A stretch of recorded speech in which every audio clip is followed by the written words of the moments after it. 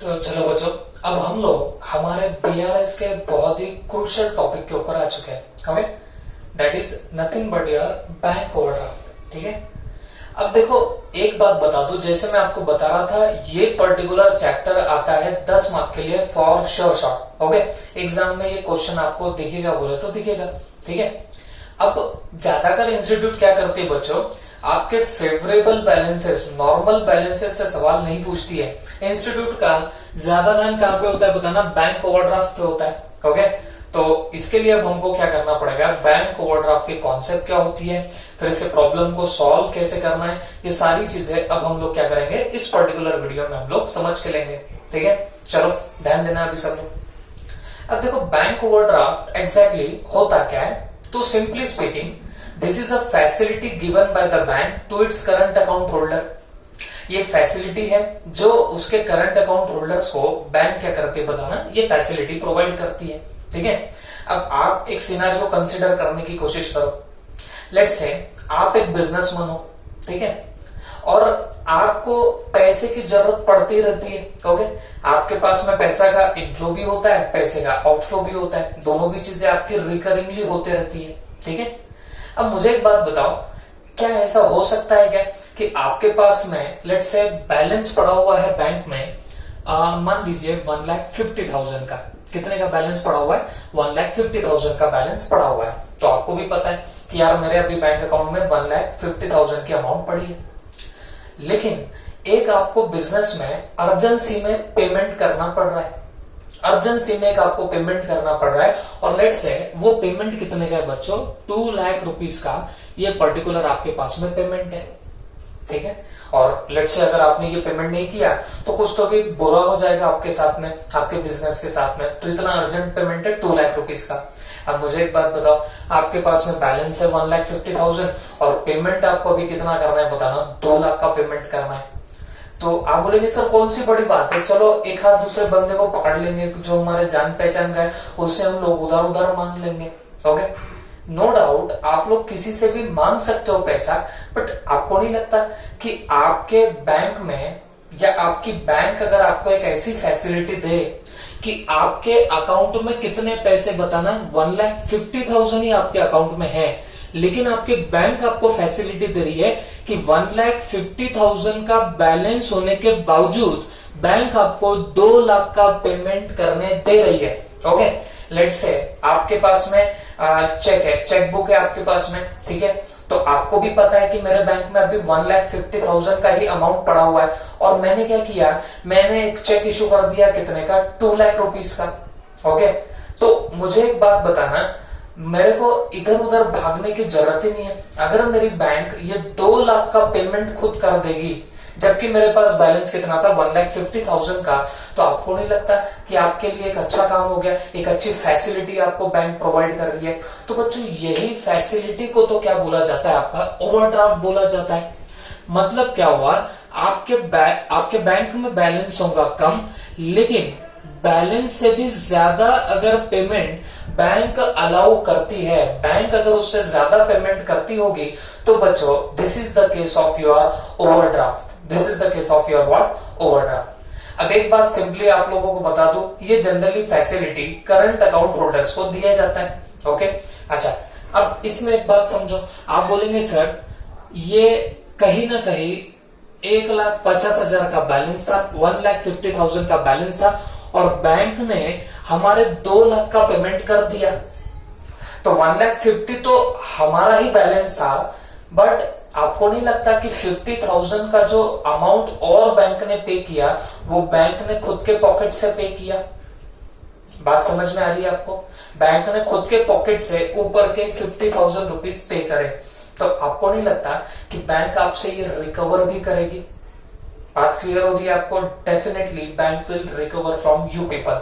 Okay, और ना सिर्फ बैंक आपसे ये 50,000 ही वसूल करेगी, बल्कि इस पे जो भी उसका प्रिस्क्राइब रेट ऑफ इंटरेस्ट होगा, ये भी बैंक आपसे क्या करेगी, वसूल कर लेगी।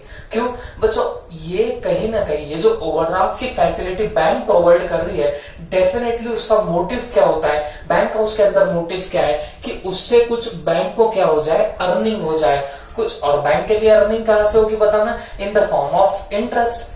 बैंक जो भी लेंडिंग कर दी है, मतलब जो लोन्स वगैरह बैंक देती है, तो उसके बदले में आप लोग लोन का रीपेमेंट करते वक्त बैंक को इंटरेस्ट भी पे करते हो। मतलब आपने अगर बैंक से लोन लिया होगा लेट से 50,000 का, तो रिटर्न करते टाइम लेट से 1,000-2,000 आप लोग एक्स्ट्रा पे करते हो। That is what, that is nothing but the interest, और ये बैंक के लिए इनकम हो जाती है बच्चों।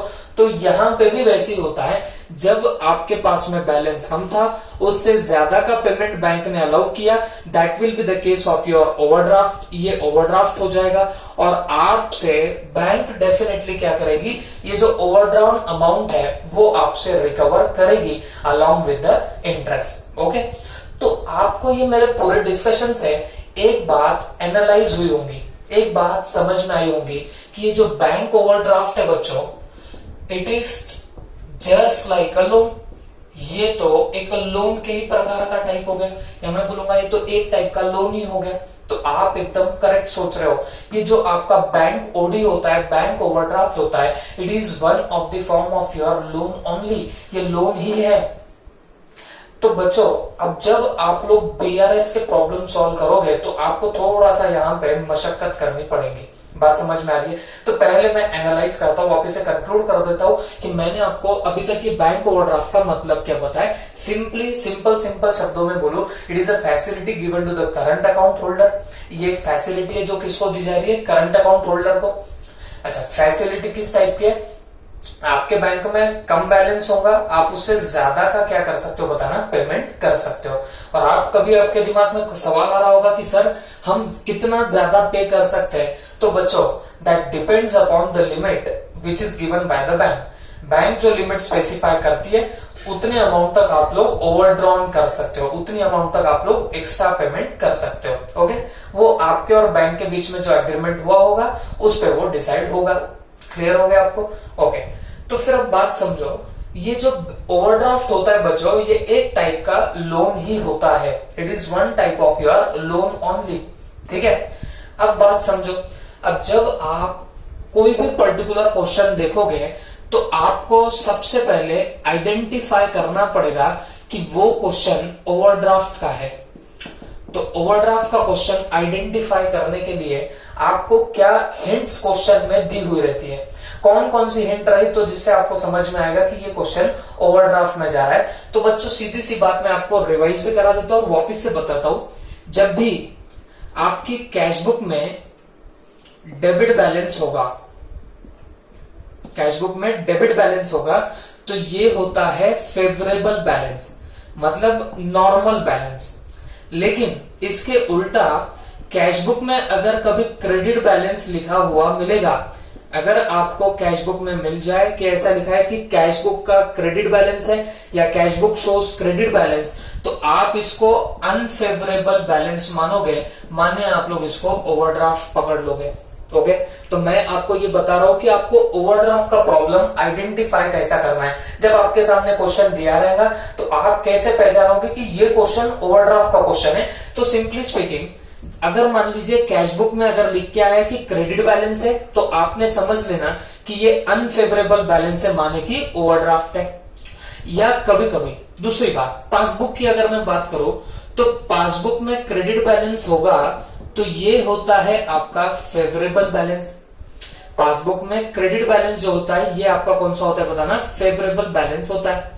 लेकिन अगर पासबुक में कभी डेबिट बैलेंस आपको दिखाई दिया या आपको क्वेश्चन में मिल गया कि लिखा गया कि पासबुक का डेबिट बैलेंस है, तो आप उसको अनफेवरेबल बैलेंस मानोगे या फिर आप लोग उसको ओवरड्राफ्ट बोलोगे।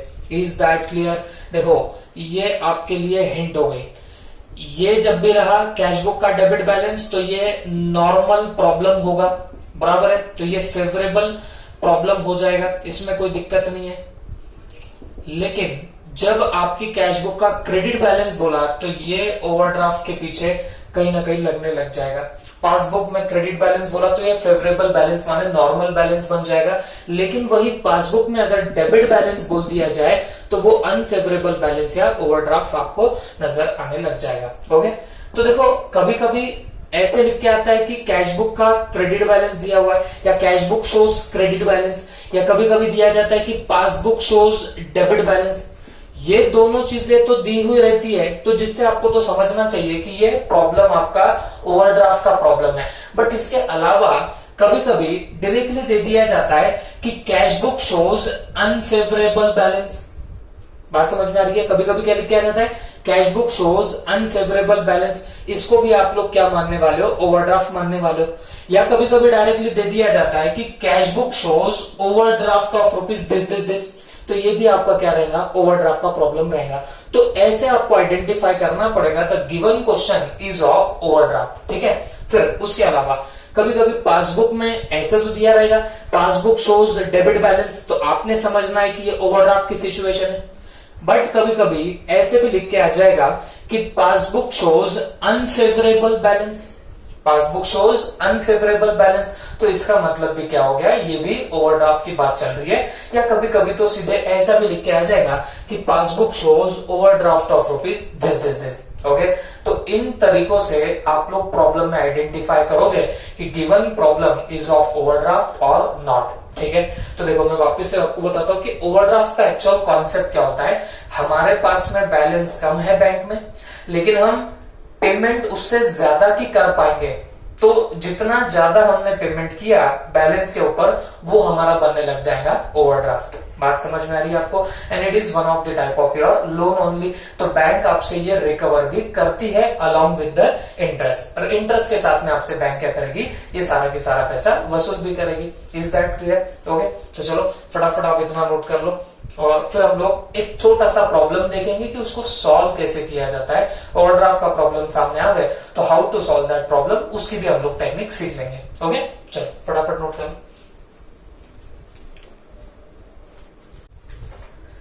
तो चलो बच्चों, अब हम लोग एक बेसिक सा प्रॉब्लम देखेंगे आपके ओवरड्राफ्ट पे। ओके, और ओवरड्राफ्ट का प्रॉब्लम कैसे सॉल्व करना है कैसे नहीं, इसके भी बारे में पूरा डिटेल में यहाँ से डिस्कशन आपका स्टार्ट होगा।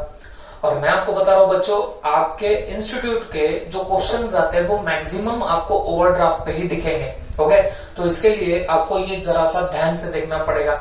और कॉमन बच्चों की जो कंफ्यूजन होने लगती है बीआरएस में, वो ओवरड्राफ्ट से होने लगती है। ओके, किचकट लगने लगता है ओवरड्राफ्ट से। But I am telling you, आप मेरा ये थोड़ा सा मैं जो आगे डिस्कशन करूंगा वो जरा ध्यान से सुन लोगे तो आपकी आधी कहानी यहाँ पे पूरी की पूरी खत्म हो जाएगी आपके ओवरड्राफ्ट की। ठीक है, तो सिर्फ आपको उतना थोड़ा सा ध्यान से देखना पड़ेगा और मुझे प्रॉपरली रिस्पॉन्ड भी करना पड़ेगा। ओके, अब देखो मैंने एक यहाँ पे बेसिक सा प्रॉब्लम निकाला है, लेकिन ये प्रॉब्लम पे जाने से पहले मैं आपसे कुछ छोटे मोटे डिस्कशन क्लियर करा के ले लेता हूँ। ओके, आप एक बात समझो, सुनो मेरी बात ध्यान से। देखो बच्चों, एक पर्टिकुलर बंदा था, इसका नाम है मिस्टर ए। ठीक है, अब इसके बैंक में बैलेंस है, ये बैंक है और उसमें उसका बैलेंस है, मान लीजिए कितना, लेट से 10,000 रुपीज का। ए का बैलेंस कितना है, 10,000, और ये फेवरेबल बैलेंस है, ऐसा हम लोग पकड़ के चलते हैं। तो बैंक में फेवरेबल बैलेंस बोले तो क्रेडिट बैलेंस है बैंक में कितना, 10,000 का। ओके, अब मेरी एक बात ध्यान से सुनना, ए का बैंक में बराबर क्रेडिट बैलेंस दिख रहा है 10,000 का, फेवरेबल बैलेंस वहां पे नजर आ रहा है। ठीक है, अब वो ऐसे कि ये हमारे मिस्टर ए को एक पेमेंट करनी पड़ी। ठीक है, और पेमेंट बंदे को करनी थी रुपीज 15,000 की। तो मुझे एक बात बताओ, उसके पास में बैलेंस कितना था, 10,000 का। अच्छा, अभी अब पेमेंट कितने की करनी पड़ रही है, 15,000 की। तो आपको नहीं लगता कि पैसे है 10,000, पेमेंट करना है 15,000, मतलब बैलेंस से ज्यादा का पेमेंट करना है। तो बच्चों मैंने आपको तभी बताया, जब आपके पास में जितना बैलेंस अवेलेबल होगा उससे ज्यादा का पेमेंट करना है तो it is nothing but your overdraft, जो कि है करंट अकाउंट होल्डर को ये पर्टिकुलर फैसिलिटी दी जाती है। तो मुझे एक बात बताना, बंदे को बैंक ने लेट्स से ओवरड्राफ्ट की फैसिलिटी दे दी, तो बैंक ने बोला कि भाई देख तेरे बैंक बैलेंस 10,000 का है और तुझे पेमेंट करना है 15,000 का, तो चल ले हम क्या करते हैं, तेरा पेमेंट कर देते हैं 15,000 का। तो मुझे एक बात बताओ, बैंक ने उसका बैलेंस 10,000, उसके ऊपर कितना पे किया, उसके ऊपर 5,000 पे किया। तो ये 5,000 जो रहेगा बच्चों, ये 5,000 अब इस बंदे का यहाँ पे क्या बन जाएगा, ओवरड्राफ्ट बन जाएगा। रुपीज 5,000 अब उसका क्या बनेगा बताना, ओवरड्राफ्ट बनेगा। तो जो ए का बैंक बैलेंस क्रेडिट बैलेंस बता रहा था 10,000, अब वो ओवरड्राफ्ट हो गया, और ओवरड्राफ्ट जब भी हो जाता है बच्चों तो बैंक का बैलेंस डेबिट बैलेंस होने लग जाता है। मैं अभी अभी आपको बता रहा था। तो जहां उसका मस्त पैकी 10,000 का क्रेडिट बैलेंस था, तो बेचारे ने 15,000 का जब पेमेंट मारा तो उससे क्या हो गया, और मैंने तभी बताया पेमेंट करते तो अकाउंट डेबिट होता है बैंक में, ठीक है। तो उससे ओवरड्राफ्ट जनरेट हो गया 5,000 का, जो उसका क्या बना बताना, डेबिट बैलेंस यहाँ पे बन चुका है। Is that clear? This is nothing but the overdraft of ₹5,000। अब मेरी कुछ बातें आप लोग ध्यान से सुनना। आप अगर जवाब प्रॉपरली दोगे तो आपको ये यहां में जो टेक्निक बताने वाला हूं वो ऑटोमेटिक समझ में आएगी। नहीं तो मेरे को पता है, आप लोगों के तरीके मेरे को बहुत अच्छे से पता है, आप लोग बहुत जबरदस्त काम करते हो। देखो भाई, जैसे कैश बुक में हम लोग नॉर्मली क्या करते हैं, लेट्स से ये था क्या, check deposited but not clear, check deposited but not clear. तो पहली एंट्री कैश बुक में, कैश का बैलेंस बढ़ा, बैंक का बढ़ा क्या, नहीं बढ़ा, स्टार्टिंग पॉइंट कैश बुक है, तो क्या करेंगे, लेस करेंगे। हाँ, बट क्योंकि ओवरड्राफ्ट है तो ऐड कर देंगे। ये आपकी टेक्निक है, मेरे को पता है बहुत लोग वैसे ही करते हैं। कैश बुक में या नॉर्मल फेवरेबल बैलेंस में हम लोग जो इफेक्ट मारते हैं उसका उल्टा इफेक्ट मार दिया है आपने कहां पे, ओवरड्राफ्ट में, तो भी काम हो जाता है।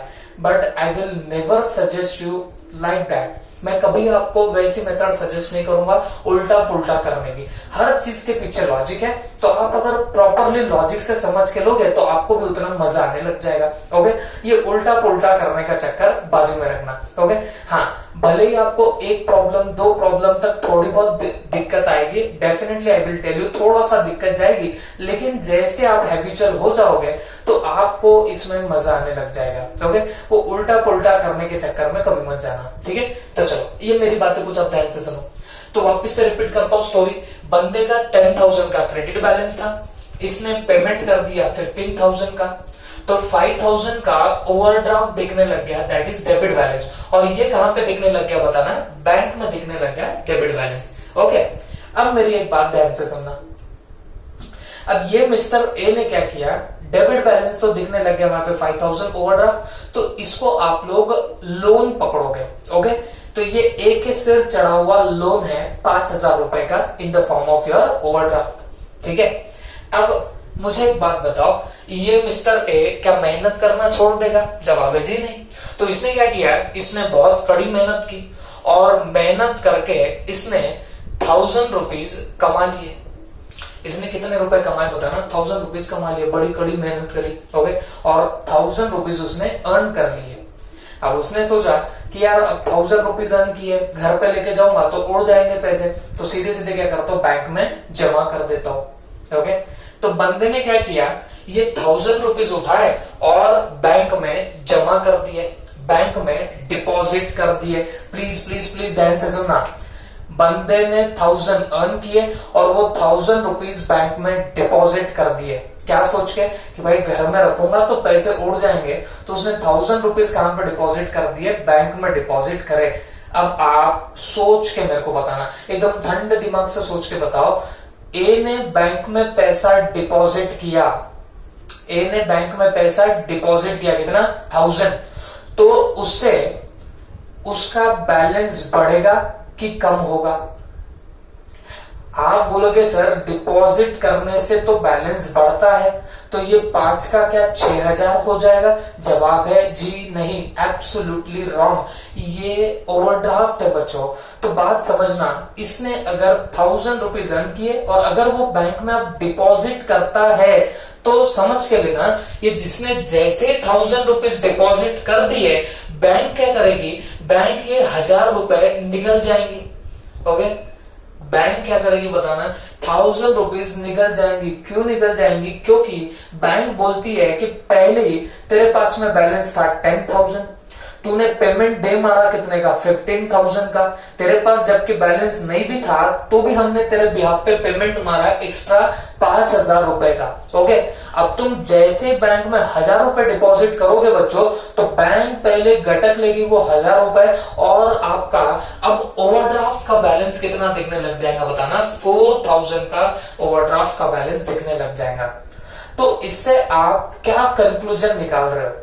कंक्लूजन ये निकलेगी, अगर आपका ओवरड्राफ्ट होगा, अगर आपका ओवरड्राफ्ट होगा तो जब भी आप पैसा डिपॉजिट करते हो बैंक में, आपका ओवरड्राफ्ट, अब मैं ओवरड्राफ्ट जब भी बोलूं तो आपके दिमाग में आना चाहिए कि ओवरड्राफ्ट का मतलब लोन। ओके, ओवरड्राफ्ट का मतलब लोन। तो जब भी आपका ओवरड्राफ्ट होगा, माने आपका लोन होगा बैंक में, तो आपने अगर 1,000 रुपए बैंक में जमा कर दिए तो बैंक क्या करेगी, आपका लोन कम कर देगी। बात समझ में आ रही है? आप जैसे बैंक में पैसा डिपॉजिट करोगे, बैंक आपका लोन क्या कर देगी, कम कर देगी, माने आपका ओवरड्राफ्ट कम कर देगी। तो सिंपली स्पीकिंग, जब आपका ओवरड्राफ्ट होगा और आप अगर कोई चीज डिपॉजिट करते हो बैंक में, तो डिपॉजिट करने से आपका ओडी का बैलेंस जो है वो आपका कम होने लग जाएगा। ओवरड्राफ्ट का जो बैलेंस है वो आपका कम होने लग जाएगा ऑन डिपॉजिटिंग द मनी। तो जैसे पैसा डिपॉजिट किया वैसे आपका ओवरड्राफ्ट कम हो जाएगा। देखो यहां पे फर्क पड़ता है। अगर यहाँ नॉर्मल बैलेंस रहता था, लेट से ऐसा कुछ नहीं होता, हमारे पास में 10,000 का ही बैलेंस रहता था बैंक में, और फिर अगर ए मेहनत करके 1,000 रुपीज अर्न कर रहा है और वो 1,000 रुपीज बैंक में डिपॉजिट करता था, तो पहले के 10,000 और प्लस नए 1,000, तो उसके पास में 11,000 का बैलेंस दिखाई देने लग जाता था। लेकिन यहां पे क्या हुआ है, यहां पे बंदे का ओवरड्राफ्ट है। ओवरड्राफ्ट का मतलब है लोन। लोन कितने का चढ़ा हुआ है, 5,000 का। आप फर्दर वहां पे 1,000 रुपीज डालोगे तो आपका लोन बैंक कम कर देगी, बैंक पैसे निकल जाएगी और आपका लोन वहां से क्या करेगी, 1,000 रुपीज से कम कर देगी। तो सिंपली स्पीकिंग, जब भी मैं ओवरड्राफ्ट का बैलेंस या मेरे पास में ओवरड्राफ्ट का बैलेंस दिखा, तो याद रखना डिपॉजिट करने से आपका ओवरड्राफ्ट हमेशा कम होता है। जब भी आपके बैंक में पैसा जमा हुआ तो आपका ओवरड्राफ्ट कम हो जाएगा, लोन आपका कम हो जाएगा। ये चीज दिमाग में फिट कर देना। ओके, तो पैसा जमा हुआ तो लोन कम हो जाएगा।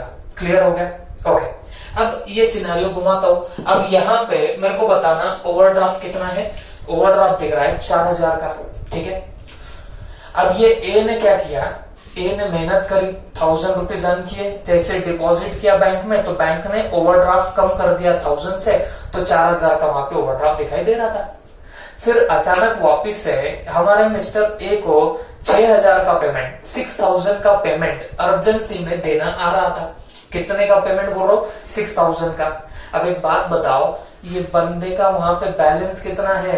अरे पहले ही बैलेंस कुछ नहीं है, उल्टा ओवरड्राफ्ट दिख रहा है, उल्टा लोन दिख रहा है। कितने का लोन दिख रहा है, 4,000 का वहां पे लोन ऑलरेडी दिख रहा। ओके, और ये बंदे ने फर्दर 6,000 का अगर पेमेंट मारा, फर्दर 6,000 अगर ए ने पेड कर दिए, तो बच्चों आप मेरे को बताओ, ये आपका ओवरड्राफ्ट कम होगा, ये आपका लोन कम होगा, या ये और फर्दर बढ़ जाएगा? तो आपका कॉमन सेंस भी जवाब दे देगा कि आपका ये लोन और बढ़ने वाला है।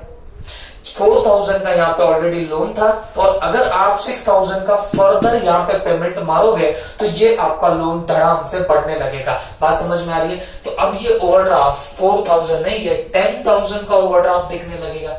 ओके, तो क्या कंक्लूजन आप लोग यहां से ड्रॉ कर रहे हो? कंक्लूजन ये निकली कि अगर आपका यहाँ पे ऑलरेडी ओवरड्राफ्ट है और आप फर्दर पेमेंट करते हो तो आपका ओवरड्राफ्ट बढ़ने लग जाएगा। Is that clear? तो बात समझ के लेना, आप अगर डिपॉजिट करते हो तो ओवरड्राफ्ट कम होगा, लेकिन आप अगर पेमेंट करते हो तो ये ओवरड्राफ्ट आपका बढ़ने लग जाएगा। ये किस सिनेरियो की बात कर रहा हूं? जब आपके पास यहाँ पे बैलेंस ओवरड्राफ्ट का होगा तब की मैं ये बात कर रहा हूं। Is that clear? ओके, अब मेरी बात सुनो। लेट्स से यहाँ ऐसा ओवरड्राफ्ट वगैरह कुछ नहीं होता, नॉर्मल इस बंदे का 10,000 का बैलेंस रहता, और फिर वो 6,000 का अगर पेमेंट करता तो क्या होता? तो कुछ नहीं, 10,000 में से 6,000 कम हो जाते और उसका 4,000 का बैलेंस दिखने लग जाता। लेकिन क्योंकि यहाँ पे ओवरड्राफ्ट है, मतलब ऑलरेडी उस पे लोन चढ़ा हुआ है 4,000 का, वो अगर फर्दर पेमेंट करता है, फर्दर पेमेंट करेगा 6,000 की, तो वो और लोन बढ़ जाएगा, जो जाके फिर सीधा कहां चढ़ेगा, 10,000 पे चढ़ जाएगा। Is that clear? तो हम यहां से क्या कॉमन प्रिंसिपल निकाल रहे हैं? जब भी आपका ओवरड्राफ्ट का प्रॉब्लम होगा, तो अगर आपका पैसा डिपॉजिट होता है बैंक में तो आपका लोन कम होगा, ओवरड्राफ्ट कम होगा।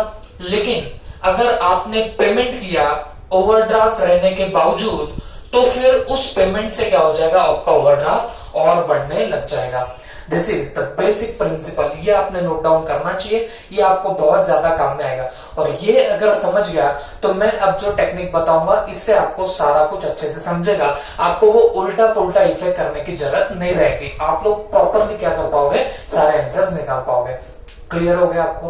ओके, तो प्लीज नोट इट डाउन, ये सारा इंपॉर्टेंट डिस्कशन हो गया। समराइज करो तो अगर आपका यहाँ पे ओवरड्राफ्ट दिख रहा होगा, मतलब पहले से लोन दिख रहा है, तो जैसे आपने बैंक में पैसा जमा किया तो बैंक क्या करेगी, लोन कम कर देगी, और आपने फर्दर पेमेंट किया तो बैंक क्या करेगी, लोन बढ़ा देगी। Okay, this is all about your this particular part. अब आते हैं इस पर्टिकुलर प्रॉब्लम पे। देखो क्या लिखा है यहाँ पे, cash book shows debit balance of 5000। एक सेकंड, मैं इसमें थोड़ा सा करेक्शन कर देता हूं, इसको मैं लिख देता हूं क्रेडिट बैलेंस। ओके, तब जाके ओवरड्राफ्ट होगा ना। Cash book shows credit balance of ₹5000। तो मुझे एक बात बताओ, क्रेडिट बैलेंस का मतलब क्या होता है? कैश बुक में क्रेडिट बैलेंस का मतलब हुआ ओवरड्राफ्ट, मैंने आपको पहले ही बता के रखा हुआ है। तो ये हुआ आपका स्टार्टिंग पॉइंट, लेकिन ये हो गया ओवरड्राफ्ट। ठीक है, अब रीजंस ऑफ डिफरेंस दिए गए हैं।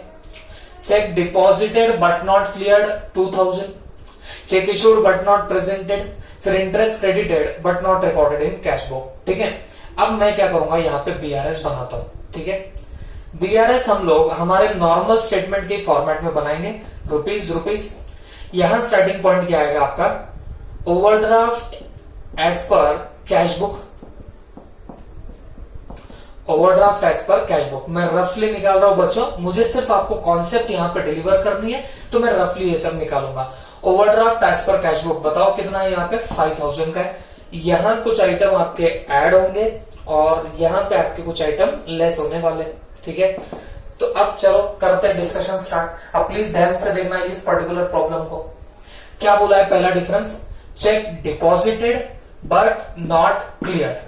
ठीक है, कितने का है चेक, 2000 का है। ध्यान से सुनो, आप चेक डिपॉजिट करते हो बट वो बैंक में क्लियर हुआ ही नहीं। मैंने आपको पहले बताया क्लियर होने को वो टाइम लेगा। ठीक है, तो आपने चेक डिपॉजिट किया, ये मेरी कैश बुक, ये मेरी पासबुक।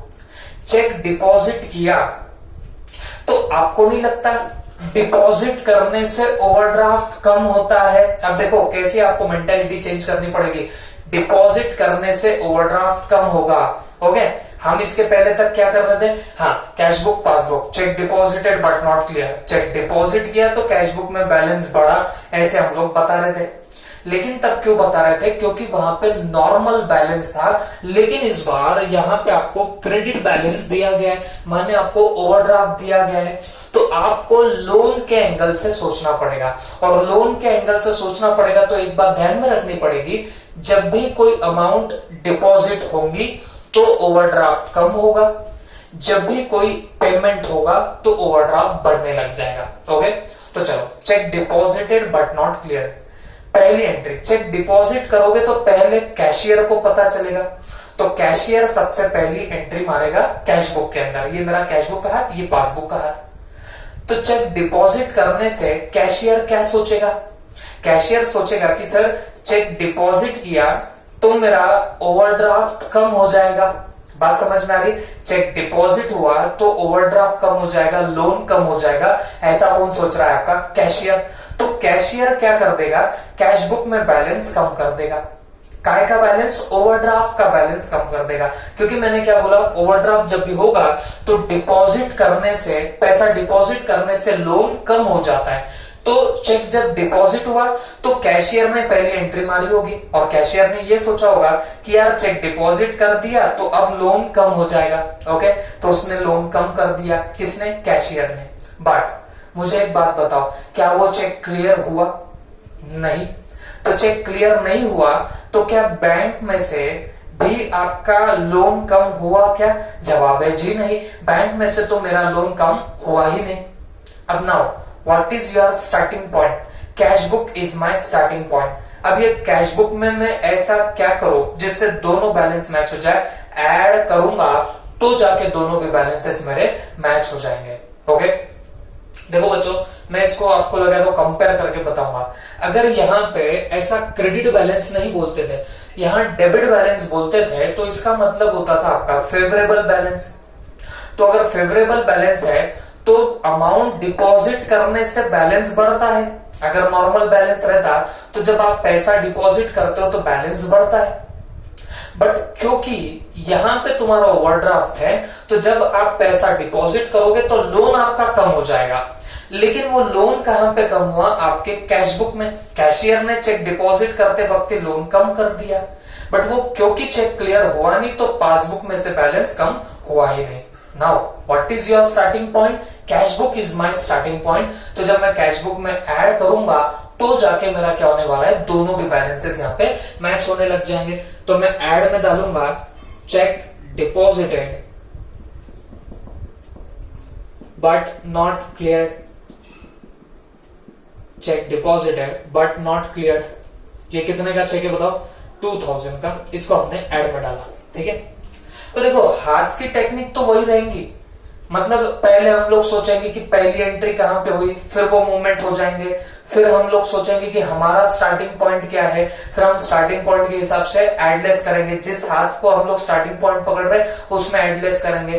तो टेक्निक तो वही है, सिर्फ आपको सोचना अलग ढंग से। सोचेंगे कैसे यहाँ पे बच्चों? सोचेंगे ऐसे कि आपका यहाँ पे जब भी ओवरड्राफ्ट रहेगा तो पैसा डिपॉजिट होने से लोन कम हो जाता है, ओवरड्राफ्ट कम होता है, और जब पेमेंट होगा तो ओवरड्राफ्ट आपका बढ़ने लग जाएगा। ये थिंकिंग से आप लोग हाथ की मूवमेंट करोगे। क्लियर हो गया? मैं लास्ट टाइम वापस समझाता हूं। Cheque deposited but not clear. Cheque deposit किया तो पहली एंट्री कैशियर ने मारी।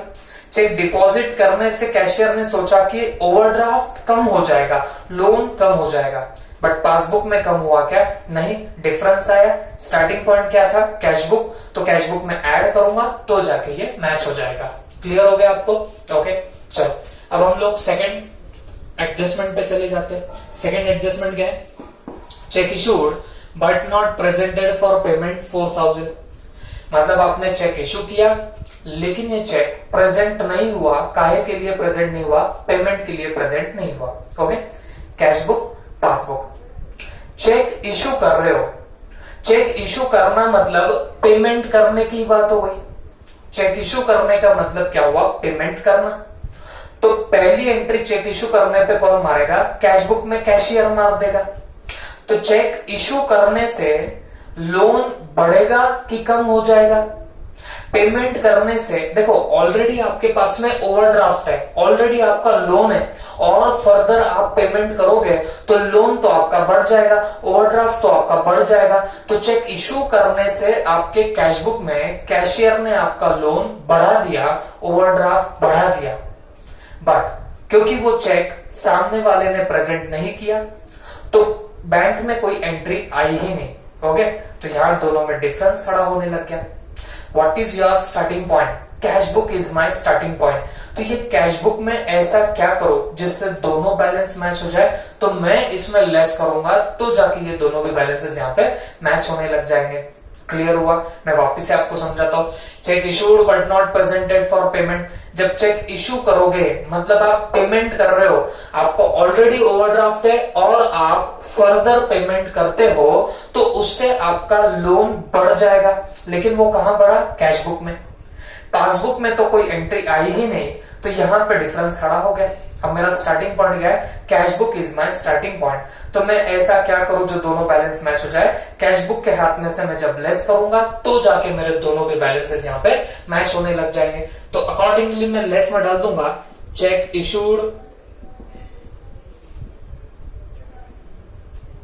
But not presented for payment. Okay, तो ये कितने का चेक था बताओ? ये था 4000 का check.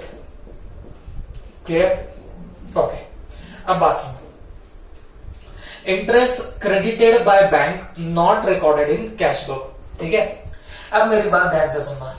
Interest credited by bank, देखो बैंक में क्रेडिट होना बोले तो अपना नॉर्मल बैलेंस बढ़ने की बात होती है। मतलब सीधे सीधे शब्दों में बोलूं तो ये इंटरेस्ट बैंक ने दिया, किसको दिया? हमको दिया। बात समझ में आ रही है? तो मुझे एक बात बोलो, हमारा ऑलरेडी वहां पे ओवरड्राफ्ट था। कहां पे? पासबुक में। ऑलरेडी हमारा लोन था और बैंक ने हमको इंटरेस्ट दिया, मतलब हमसे चार्ज नहीं किया, हमसे लिया नहीं, उल्टा हमको दिया। हमारा और कोई पैसा पड़ा होगा, एफडी वगैरह और कुछ होगी, तो उस पर हमको क्या कर दिया बैंक ने, हमको इंटरेस्ट दे दिया। तो मुझे एक बात बताओ, आपको अगर कम होगा या बढ़ने लग जाएगा, सोच के बताना। देखो बात बहुत सीधी है, आप ऑलरेडी आपका लोन है और आपको इंटरेस्ट मिला तो आपका ये लोन कम हो जाएगा। लेकिन लोन कहां पे कम होगा, पासबुक में कम होगा। क्यों पासबुक में कम हुआ बच्चों, क्योंकि हमको वो इंटरेस्ट जो था वो मिला, ये सबसे पहले कहां पता चलेगा, पासबुक में। जब इंटरेस्ट क्रेडिट करती है बैंक, तो बैंक ने तो क्या कर दिया, हमको इंटरेस्ट दे दिया, और जैसे ही बैंक इंटरेस्ट देगी वैसे मेरा पासबुक में से बैलेंस कम हो जाएगा ओवरड्राफ्ट का, मेरा पासबुक में से ओवरड्राफ्ट कम होने लग जाएगा। बट क्या कैशबुक में से भी कम होगा? नहीं, क्योंकि मैंने तो एंट्री मारी ही नहीं है। What is your starting point? Cashbook is my starting point. तो ये कैशबुक में मैं ऐसा क्या करूं जिससे दोनों बैलेंस मैच हो जाए? मैं कैशबुक में लेस करूंगा तो जाके मेरे दोनों भी बैलेंसेस यहाँ पे मैच होने लग जाएंगे। बात समझ में आ रही है आपको? तो चलो वापस से बताता हूं। Interest credited by bank but not recorded in cashbook, मतलब इंटरेस्ट बैंक ने दिया तो मेरा लोन कम हो जाएगा, लेकिन कैशबुक से कम हुआ क्या? नहीं, क्योंकि मैंने तो एंट्री मारी ही नहीं। मेरा स्टार्टिंग पॉइंट क्या है? कैशबुक। तो कैशबुक में ऐसा क्या करूं जिससे दोनों बैलेंस मैच हो जाए? लेस करूंगा तो दोनों बैलेंसेस मैच हो जाएंगे। मैं ऊपर लिख देता हूं इंटरेस्ट क्रेडिटेड, तो ये भी आपका लेस का आइटम है, तो ये कितना है बताना, इंटरेस्ट क्रेडिटेड 1000। ओके, तो अब अगर आप इन टोटलिटी देखोगे तो ये प्रॉब्लम खत्म हो जाता है। तो 2000 ऐड करने पड़ेंगे, तो ये हो जाते हैं 7000, और 7000 में से जब 5000 लेस होंगे तो यहां कितना बचेगा बताना, यहां बचेंगे 2000, और इस 2000 को आप लोग क्या बोलेंगे बताना, ओवरड्राफ्ट। हाँ, लेकिन ये एज पर पासबुक होगा, ये रहेगा तो ओवरड्राफ्ट, लेकिन ये किसके हिसाब से ओवरड्राफ्ट बनेगा? आपके पासबुक के हिसाब से बनने लग जाएगा। Is that clear? This is nothing but your bank reconciliation statement in case of your overdraft. ठीक है, आप बोलेंगे सर यहाँ पे स्टार्टिंग पॉइंट कैशबुक था, अगर पासबुक रहता तो फिर क्या होता? तो बच्चों फर्क कुछ भी नहीं गिरता, सिर्फ आपको इतना दिमाग में रखना है कि यहाँ डिपॉजिट होने से ओवरड्राफ्ट कम होता है और पेमेंट करने से ओवरड्राफ्ट बढ़ जाता है। ठीक है, इतना ध्यान में रखो। फिर हाथ की टेक्निक से आप लोग उसको सॉल्व वैसे भी कर सकते हो। हाँ, सिर्फ फर्क कहां पे होगा, आपके पासबुक के हाथ में आपको प्लस माइनस करना पड़ेगा, बस इतनी सी बात आपको यहाँ पे ध्यान में रखनी पड़ेगी। Is that clear? देखो बच्चों, आई नो वेरी वेल, जब भी ओवरड्राफ्ट वापस से हम लोग ऐसे देखने लग जाते हैं, है ना, फेवरेबल बैलेंस के बाद ओवरड्राफ्ट देखते हैं तो थोड़ा सा ट्रिकी सा लगने लगता है। लेकिन लेट मी टेल यू, एक दो प्रॉब्लम इसके जब कंप्लीट हो जाते हैं तो उसके बाद से आपको ये टेक्निक एकदम आसान लगने लगेगी। Definitely I can tell you that कि अगर आपको normal cashbook passbook favourable balance में जैसे आप लोग एडलेस वगैरह करते हो तो उसके उल्टे इफेक्ट मारोगे तो भी आपका आंसर एब्सोल्युटली करेक्ट आएगा। बट देखो बच्चों, क्योंकि यू आर डूइंग सीए तो थोड़ा सा प्रोफेशनली करो, सिर्फ उल्टा पुल्टा करके ऐसे धंधे मत करो, प्रॉपर लॉजिक से जाना है तो आपको थोड़ा बहुत पेशेंस रखना पड़ेगा एक दो प्रॉब्लम तक, फिर ऑटोमेटिक आपको ये सारी की सारी टेक्निक अच्छे से आने लग जाएगी। ओके, ठीक। तो हम लोग और नेक्स्ट लेक्चर में इसके कुछ प्रॉब्लम्स देखेंगे, तो उसके बाद आपके सारे डाउट्स और भी कोई चीजें होंगी वो और ज्यादा क्लियर होने लग जाएंगे। Okay, thank you.